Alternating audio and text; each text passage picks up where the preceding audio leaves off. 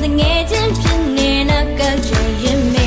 minne Ya ba so phone ပြောတာသူတစ်ချိန်မှာသူနဲ့ငါနဲ့မိုးလေးရဲ့ဖုန်းဆက်ကနိုးတက်တာသူနဲ့ငါနဲ့စိတ်ကောက်တာသူနဲ့ငါနဲ့ကြချော်တာသူနဲ့ငါနဲ့ဒါပေမဲ့ရှိသားမဟုတ်ပါတကယ်ချင်းပါပဲသူနဲ့ငါနဲ့မိချိုက်တဲ့ချင်းလေးတွေရွှေပြီး CD နဲ့ငါထဲပန်းသီးနဲ့ post ကတဲ့ပေးဖို့မအိမ်ဘက်လာခဲ့လက်တော့မှရှိတ်တက်လာတဲ့ကြောက်စိတ်ကြောက်နေသက်စွာနဲ့အိမ်ဘက်မှာတဲ့ပြန်ခဲ့ချင်းပဲ့ကြခဲ့တာအိမ်ဘက်ပါပဲနည်းနည်းလေးတော့တွေးခေါ်လေးတွေချော်ပါတယ်တချန်တွင်းတော့ငါနဲ့မတော့ပန်းလေးတွေပေါ်တာနဲ့သူ့ကိုပေးမယ်ဆိုပြီးတစ်ပင်တက်တာမတော်တာနဲ့ပြုတ်ချလို့လက်ချိုးပြီးကိုစေးရုံရောက်တာကျွန်တော်ပါပဲတော်ပါတယ်